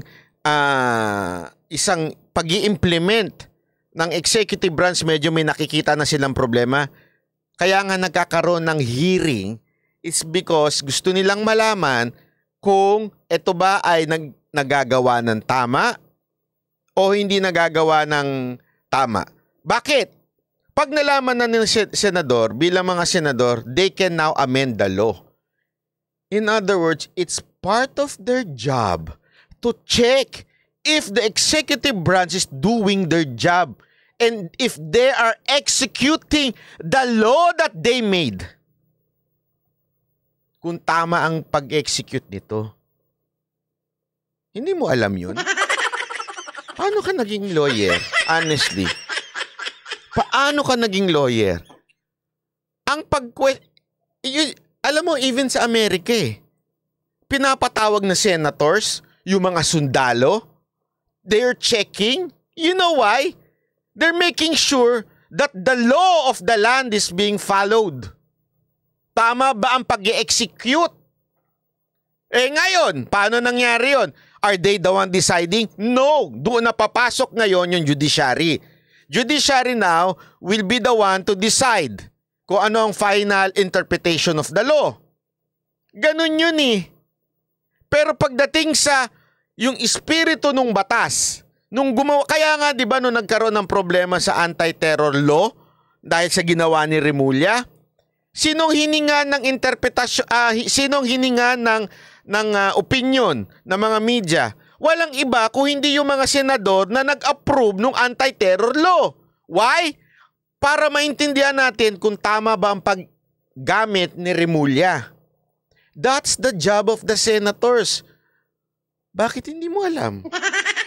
Honestly, bakit hindi mo alam? At sa tingin mo, yung ginagawa ng mga senador ngayon, pangingialam? So ano, gusto mo pabayaan na lang ang executive branch na gawin nila ang trabaho nila? Tas hayaan mo na sila? Tas may nakikita ng mali sa pag-i-interpret ng batas? Sa pag-i-execute, sorry, not interpret, pag-i-execute ng batas, hindi na nila pupunahin? Kuya, aral uli. Aral uli. Kasi kung naalala nyo, nagkaroon pa kayo ng mga privileged speeches kung saan pinipwersa nyo yung Pangulo na gawin yung bidding nyo. Binawi ho nila yun. Para sa alaman mo. Hindi mo rin alam di ba? Sige, kasi nga, hindi ka nagre-research. Tama siya doon, nagkaroon ng privileged speech yung mga senador na gusto nilang anuhin, di ba? Pero natabla sila ng isang senador. At sinabing, wag na, kaya hindi tumuloy yun. Kasi sinabi, hindi na natin jurisdiction yan. Wag na tayo dyan. We can say our opinion, karapatan nila yun. Pwede nilang gawin yan by privileged speech. Part of their job. If hindi part ng kanilang job yun, sana tinanggal na lang ho yan sa batas natin. Sana wala ng privileged speech to mga senador. They can do this privileged speech. Part of political practice yan. Pero, the president, since siya ang architect ng foreign policy, pwedeng hindi siya makinig doon. Karapatan din ng Pangulo hindi siya makinig. But, you cannot say, wag ka makialam. Hindi ka pwede magsalita. Karapatan din nila magsalita yun. Hindi mo alam yung libayan? At sa tingin mo, pangingialam yung privilege speech? That's how you interpret it? Privilege speech is pangingialam?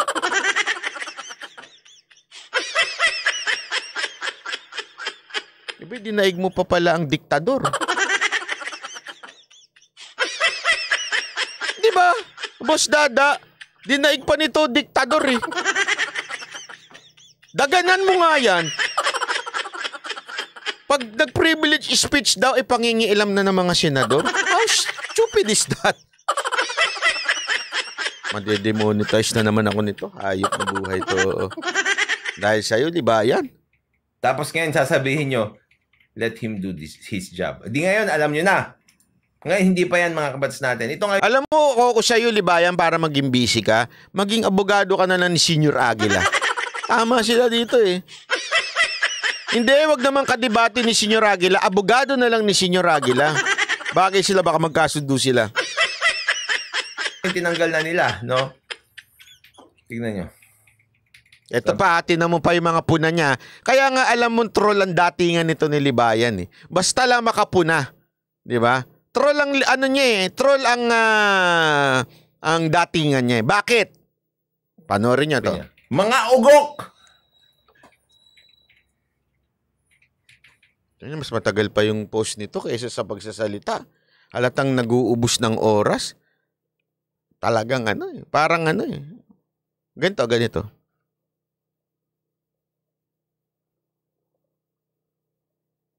Uy, may ads na lumabas. Yari kayo. Ganun eh. Para talaga magka-ads.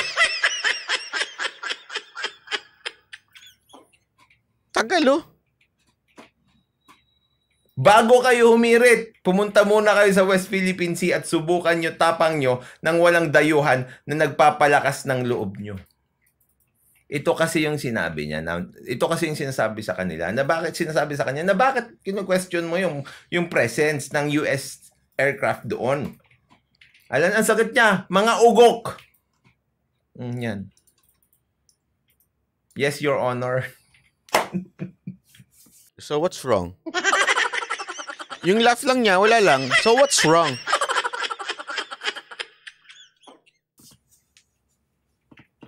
Yes, Your Honor! Pumunta muna kayo sa West Philippine Sea at subukan nyo tapang nyo ng walang dayuhan na nagpapalakas ng loob nyo. Bakit? Kasi mga kabatas natin.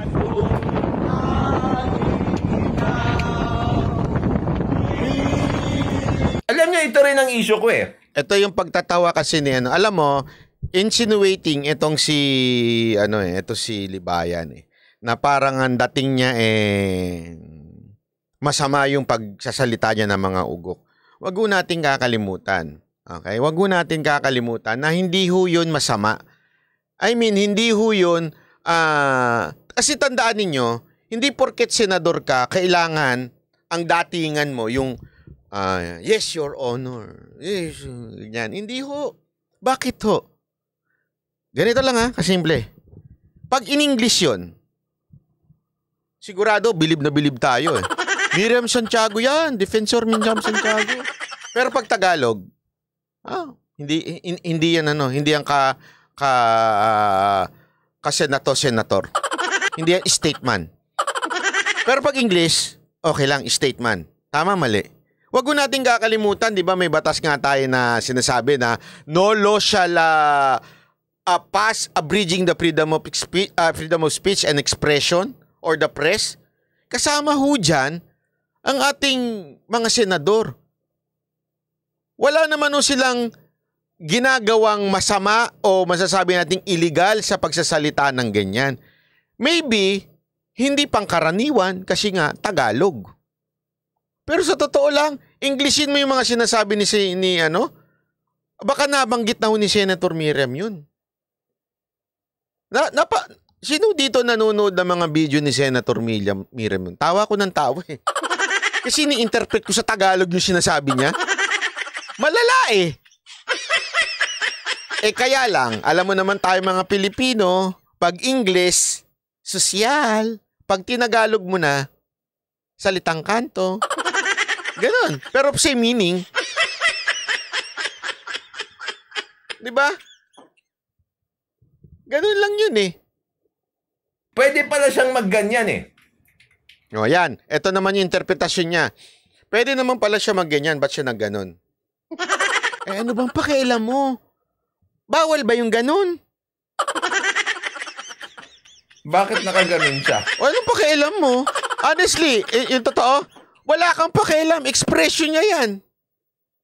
At walang nagsasabi sa batas natin na bawal gumanon. Di sana kung meron nagsasabing bawal gumanon sa batas natin, di sana naparusahan siya.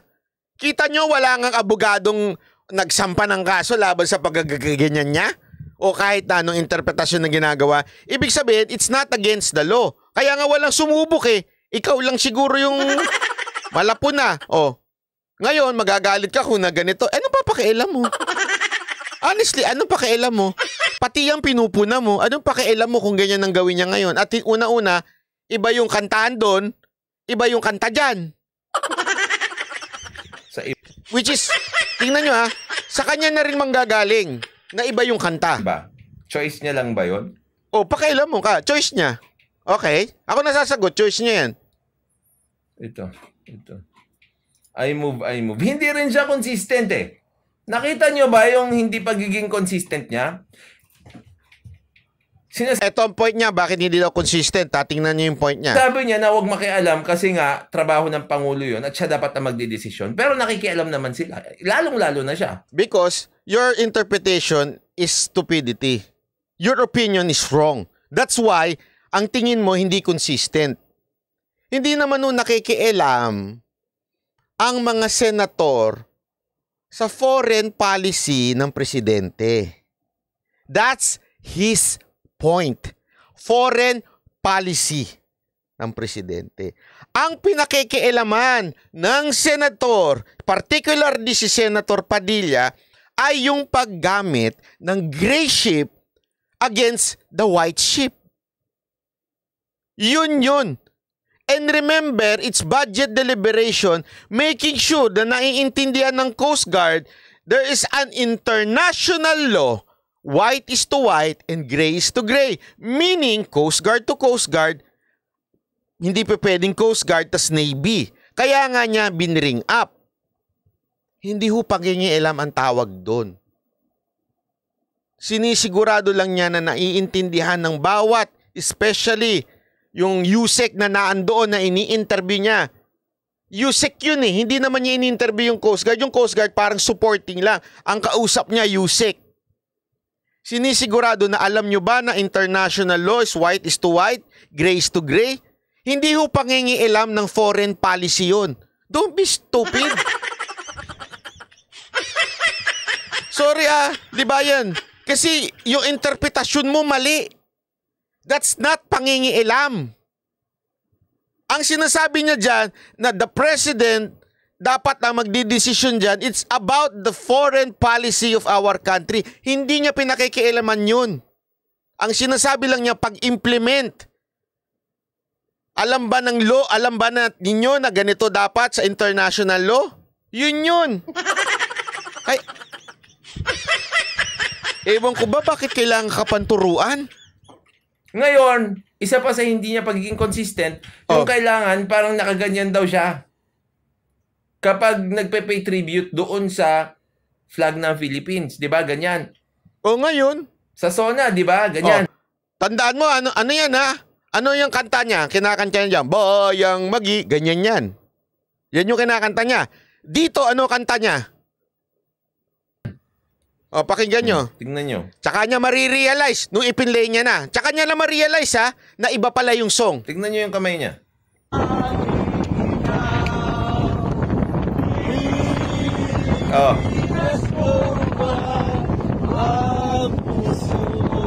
Di ba? Nagpe-pay respect naman din lang siya dyan. Kahit hindi lupang hinirang ang tinutugtog dyan. Boo! Tsaka mo na lang na-realize na hindi pala lupang hinirang yung kanyang kinakanta dyan. Wala ka talaga. Kulang ka talaga sa research, bata! Bata! Kulang ka sa research. Di ba? Iba ho kasi yun eh. Iba yung kanta doon at iba yung kanta dyan. Ang bira Don't tell me hindi mo alam ang pinagkaiba ng isang national anthem at isang ordinaryong awitin na apat. Kasi ang dahilan niya doon, common denominator daw noon, patriotism, pareho.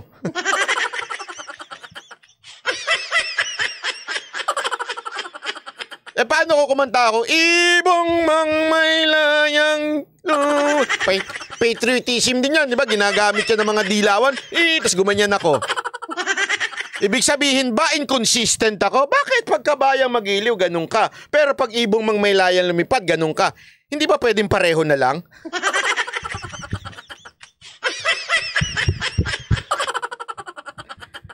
Nagigets nyo? Anything daw, parang ganito sinasabi niya, inconsistent ka, Robin. Bakit yung national anthem mo ganito? Pero yung kanta mong dyan, ganyan. So, ibig mo bang sabihin, kailangan pareho? Hindi pwede magkaiba?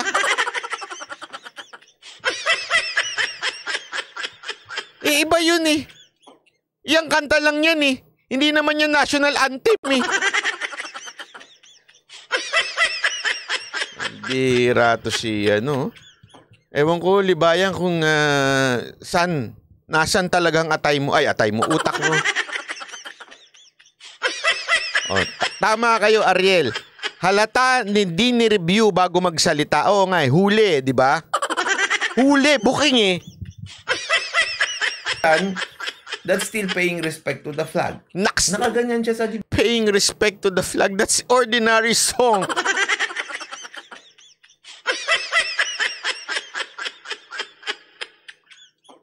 Hindi national anthem yan. It's an ordinary song. Woo!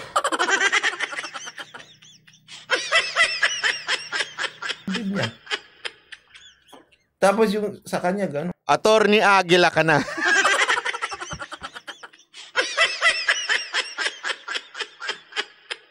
So, ibig sabihin, ganito, gusto niya mangyari. Okay? Inconsistent kasi yun eh. So, every patriotic song, kailangan gumanon si Robin. Ay, mali, gumanon pala.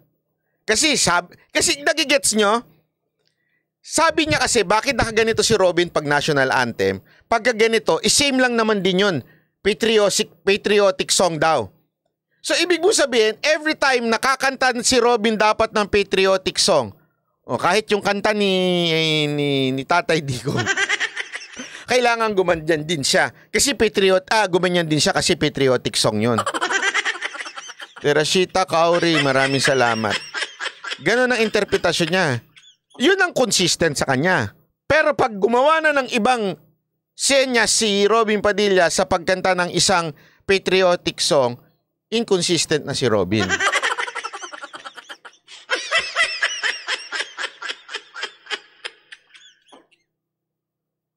My golly. Ano pa ba ang ano dyan? Patriotic song. Magkaisa. Magkaisa! Ganun daw dapat. Magkadalwa! Ganon?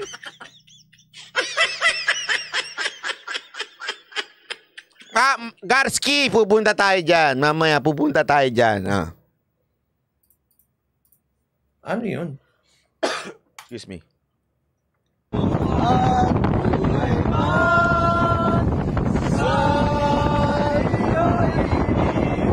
Hoy, kayo hindi rin kayo consistent. Bakit pag bayang magiliw, ganun kayo?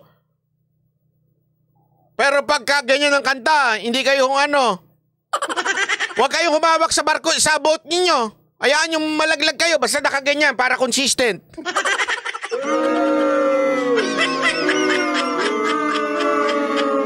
Alam mo, no wonder naka two trial. Ewan ko kung 2 trial pero sabi ng iba 4 daw eh. Ewan ko kung sino nagsasabi na to sa inyo. Pero no wonder naka2 trial ka bago ka pumasa. Bata, alam ko na kung bakit. Yan. Mga ugok. Ito, sandali. Pumunta muna daw kayo sa West Philippine Sea. At subukan nyo tapang nyo na walang dayuhan na nagpapalakas ng loob nyo, sabi niya. Anong kinalaman nun? Ang tatapang nyo para kayong mga langaw sa ibabaw ng kalabaw. Bumilib kayo sa Pilipino. Pro-Pilipino kayo dapat. Pro-Pilipino naman kami talaga. Pero ayaw namin yung mga kalokohan na nangyayari. Oh, ikaw, dapat ayaw mo sa sarili mo. Isa yun, kalokohan yun. Ang dami-daming nagalit din sa atin, mga kabatas natin. Nung kinocall out nga natin sila tungkol sa pagiging mapusok nila sa West Philippine Sea. At sinasabi natin, nahayaan nyo na si Bongbong Marcos ang gumawa niyan. Kasi trabaho niya yan eh. Kasi kung may nangyaring bulilyaso, si Bongbong Marcos din naman ang mananagot. Hindi naman kayo eh. O ngayon, may mga ugok-ugok na. Tinatagalan niya para umabot talaga ng 9 minutes. 7:48 na eh. 7:48 na. Tingnan ninyo ha. Ipapakita ko sa inyo kung bakit niya pinuna si Robin dito. 7:48 na. Kailangan niya umabot ng 9 minutes. Kasi tandaan nyo, may rule sa YouTube na 8 minutes. Doon lang pwede magsiksik ng ad sa gitna. Diba? Pag umabot na ng 8 minutes. So talagang tinatagalan niya. Ang tagal ng posting niya. 7:48 na ngayon. Tapos meron ng let him do his job. Ano ba talaga? Pero Senator Robin Padilla, ngayon sinabi mong let him do his job, shut up ka na. Ito, shut up na muna. O magsha-shut up ka na muna kasi hindi mo naman trabaho yan, di ba? Hindi niya talaga magets, no? Ang trabaho niyang senador. Di ba sabi mo, babaguhin mo yung konstitusyon? Nasaan na yun? Tumingin siya sa oras. Dali, 8 minutes pa lang. 8:20 pa lang. 8:20 minutes pa lang. Kailangan natin. Eto, paano ko kaya pahahabain to? Eto na, pahahabain ko na. Kasi 8 minutes pa lang. Kulang to sa kota ko. Kailangan humaba to. Alam ko na para humaba. Tingnan nyo para pahabain niya. Nasaan na yun? Tignan nyo yung sama. Nagbasa na lang siya ng comments.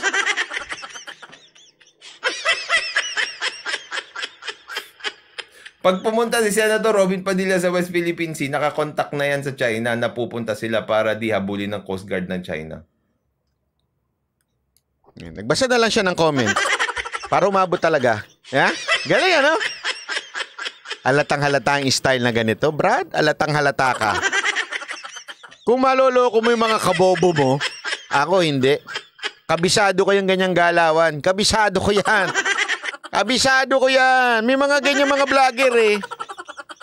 Ano yan eh? Ito unwritten rule sa mga vlogger yan, lalo na sa YouTube. Unwritten rule yan. Alam nila yan na talagang Kaya nga ang dami nga kumakausap sa akin eh. Hindi, ito walang biro ito. Meron nagsabi sa akin, alam mo Barat, ang hirap nung ginagawa mo ha. Ang haba nun ha. Ang kailangan lang naman sa YouTube para 9 minutes, 10 minutes, pwede ka na. Buhay ka na nun. Umaabot ka ng 2 oras, 3 oras. Paano ka nang kakapag-ipon ng sasabihin? Kasi nga alam nyo, maniwala ho kayo sa akin. Ito sa mga vlogger dyan, makinig kayo. May mga nagtatanong ng ganyan kung paano daw tayo tumatagal ng ganun kahaba, dumadaldal. Una-una, huwag kayo maging concern sa mga nanonood. Ibig sabihin sa dami ng nanonood. Ang problema kasi sa inyo, tingin kayo ng tingin sa nanonood kung madami na. Pangalawa, tingin kayo ng tingin ng oras. Gano'n na ba ako katagal na nagsasalita? Don't. Bakit ho ba? Tanungin ko ho kayo. Pag may kausap po ba kayong kaibigan, binibilangan nyo ng oras? O 5 minutes na tayo nag-uusap. 8 minutes na tayo nag-uusap. 1 minute na lang ha. Hindi ho. Diba? Dapat, pagkakapag-usap ka sa tao, kausapin mo lang. Alam mo kung kanino ko natutunan yung wag maging concern sa viewers? Natutunan ko to, walang iba ko hindi kay Doc Willie.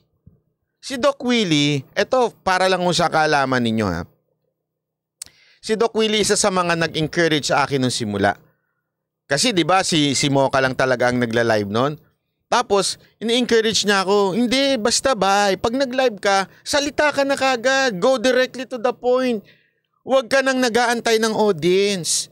Salita ka na kaagad, kahit isa lang yan. Kasi wag mo nang tingnan kung ilan yung dami. Siya ho nagsabi sa akin yan. Natutunan ko sa kanya yan. Sabi niya sa akin, pag mag-live ka, wag kasi sakit ito nung mga nagla-live. Oh, nandiyan na po ba kayo? Oh, ilan na po ba kayo? Oh, may 7 na nanonood. Oh, may 10 na nanonood. Oh, 15 na nanonood. 200 na nanonood. Oh, ganun. Kahit nga ako hanggang ngayon, minsan nadadala ko pa yun eh.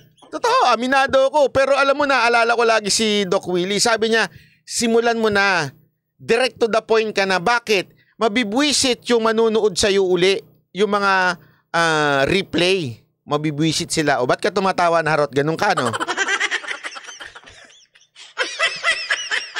Hindi, lesson lang to ha. Sabi niya talaga sa akin, diretsuin mo na. Pag bukas mo, once nag-live ka na, huwag ka na mag-antay. Diretso ka na. Oh, magandang araw. Ito po ang topic ko ngayong araw to. Pag-usapan mo na. Tapos as if may kausap ka ng tao. As if meron ng mga taong nanonood sa'yo. Kasi pag ni-replay na yan, ganun na itsura nun. Manunood na sila. Hindi naman, kunwari, di ba nakakabwisit yung manonood ka ng video na nag-aantay yung nagsasalita, nag-aantay? Ano ba to? Mamaya na nga ako babalik. Ang tagal-tagal nito magsalita. Ang tagal ng intro. Diretso ka na! Ang ganda-ganda na nung clickbait mo eh. Di ba ganun? May clickbait pa eh. Clickbait. Ano naman yun? Baka mama mo. Ayun, kumain ng tae. Si vlogger, laganto. Oh. Siyempre, talaga? Tapos pagbukas mo ng video, hindi ganun. Pag-play pala. Pag-play mo ng video, 5 minuto na, nag-i-intro pa rin.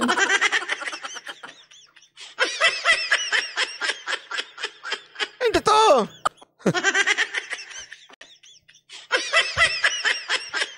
Ganun no eh. Etong si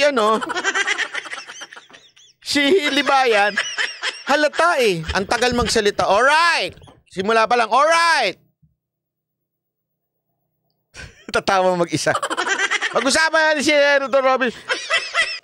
Kita nyo ha, umabot ito ng mahigit 9 minutes, 10 minutes, umabot siya. Mga 12 minutes ang inabot ito. Ano punto niya? Iisa lang. Ano? Wag dapat makialam si Senator Padilla. That's it. Sana pala simula pa lang, sige na sinabi mo eh. Sana sinabi mo na kagad, Robin Padilla, ito sabi mo, wag kang makialam. Ikaw ang nangingialam. Tapos na, end na. Kaya lang, di siya kikita. So, paano niya ngayon pahahabain yun? Tandaan ninyo, may quota siya, mga 4 o 5 live sa isang araw. Para kung kumita man na... Kasi, tansya ko lang ito, hindi ako sure dito. Pag umabot siya ng mga 50 na viewers, more or less, 3,000 to 5,000 yun. So, pag nakalima siya sa isang araw, 20 mil na kagad yun. Pag 20 mil kada araw in 30 days, di ba? Kita nyo na?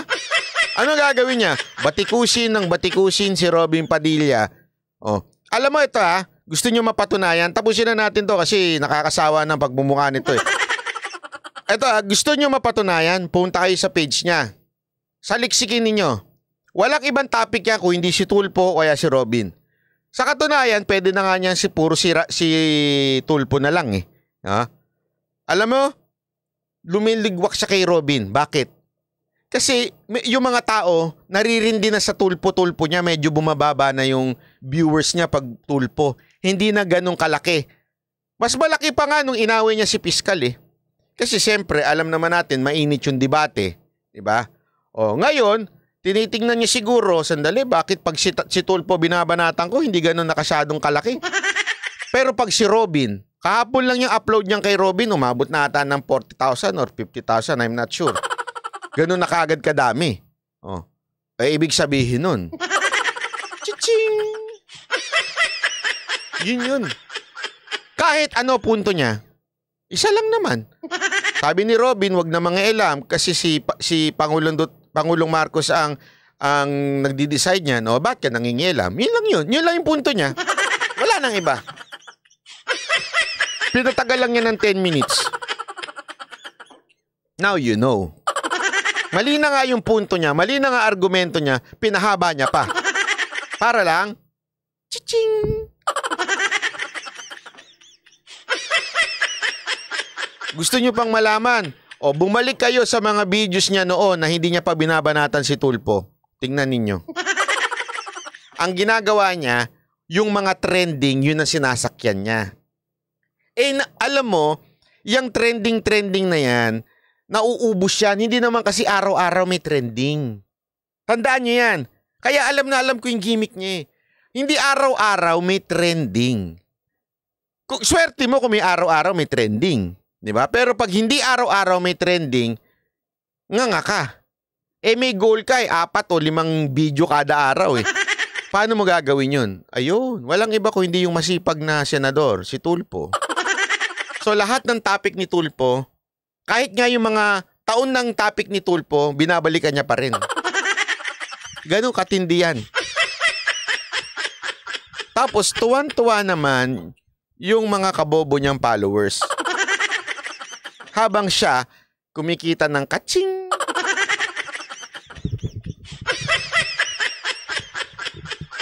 Ganun kalupit yan. Grabe nga, sabi ko, ibang level itong si pero at least magaling siya. Totoo. Aminado naman ako. Nakuha niya na ang sikreto ng YouTube para paano kumita ng malaki.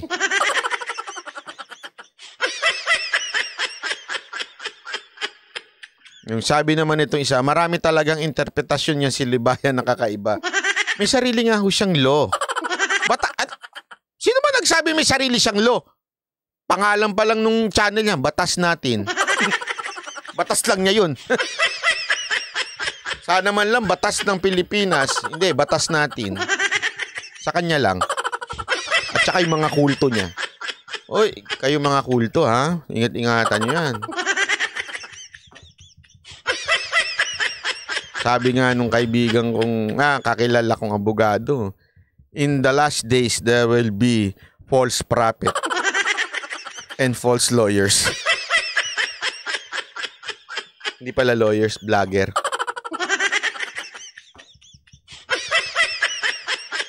Sabi ni Kirsten Tibay, oo, pati mga kasong na-dismiss na, hindi niya nga alam. Oo nga. Isipin, alam mo, yun ang pinaka-nakadurog sa kanya doon. Doon siguro siya tinawanan talaga ng mga judge, ano? Kasi, tinanong siya ni Piskal, no? Alam mo ba itong sinasabi mong wala na yan? Sabi niya, no. Minsan, yes. Wala, hindi niya alam. So yung mismong basihan niya 'Di ba? Eh hindi niya alam kung ano na nangyari doon sa kanyang jurisprudence. Parang ganito eh. Ginamit mo isang jurisprudence, nangyaring kaso. Na yun ang ginagamit mo kaya totoo yung argumento mo. Eh hindi mo alam, yung argumento mo pala na yon, yung kaso na yon, eh wala na, binasura na. Eh di lahat ng argumento mo, sabit na kasi doon ka lang nakadepende. Doon lang nakaangkla yung argumento mo, eh lumumbog na yung argumento mong yun. Anong tawag sa'yo? Hindi, isipin nyo na mabuti yun ha. Ganon siya ginurog sa debate. Ganon. And yet, ang sabi niya, I'm not here to win.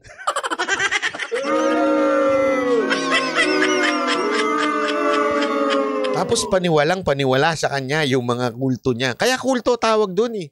Kasi ang mga kulto, di ba, yung tipong, ay napapanood, hindi ko sinasabing ganito sa Socorro ha. Yung mga napapanood nating kulto sa Netflix, di ba, ginagahasa na yung mga ano doon, yung mga membro, as in, naniniwala pa rin, sumasamba pa rin. Sinabi na ng isipin mo to ha, ganito kakulto yung mga kulto. Hindi nila ako magpapangalan kung sino ha. Sabi ng Biblia na pinaniniwalaan nila. Naniniwala sila sa Biblia. Ginagamit nila yung Biblia. Sabi ng Biblia, in the last days, there will be people claiming to be Christ. Tapos sila magkiklaim na Christ. Yung mga tao maniniwala. Kultong-kulto talaga eh. Saan nakita ng gano'n ha? Pasensya na ha. Ang tamaan, wag magalit. Ang tamaan sa pool. Mantakin mo ha. Ganun katindi yung mga kulto. Ang gamit nila para manloko ng tao, Biblia. Pero nandun sa Biblia, nakasulat na, in the future, maraming magpapanggap na Kristo. Tapos, sila magpapanggap na Kristo.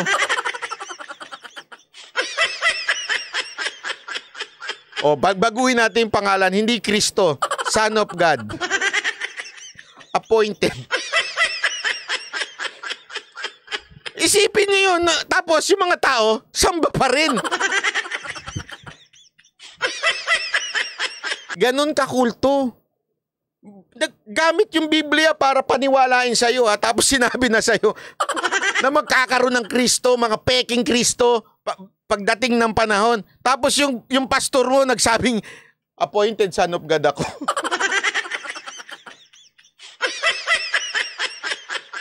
Ewan ko na lang ba?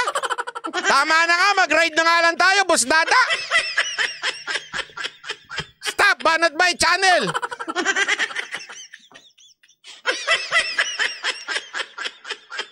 Ewan ko.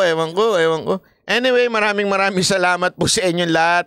Ako po si Banat Bay. Kita-kita ho ulit tayo ng Monday. O, tama. Monday nga ba? Naku po, di ako sure. Medyo busy ako next week eh. Kaya nga, hindi ako nag-absent this week. Medyo busy ako next week eh. By the way, October 4, mga tao gama dyan ha. Mga Brad, nasa Cebu ang Mocha Girls. Kita-kits ho tayo dyan ha. Mga tao gama dyan sa Cebu ha. October 4, sa inyong anniversary, kita-kits tayo. Maraming salamat po. Thank you very much. Bye-bye. Sa lahat ng bahagi ng buhay natin, kung may conflict man, hindi nagkakaintindihan, ba't nagkakaganto kami? Relax ka lang.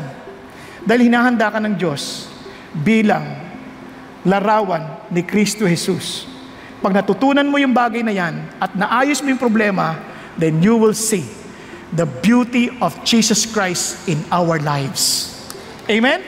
Hindi ba natin minsan naiintindihan ng author ng ating buhay? Si Jesus. That's a divine perspective. If you want to resolve conflict, remember na dapat ang perspective natin, ano ang tingin ng Diyos. Kahit sino sa atin, tayo ay maaring hindi pa tapos, but God will surely accomplish His work in us.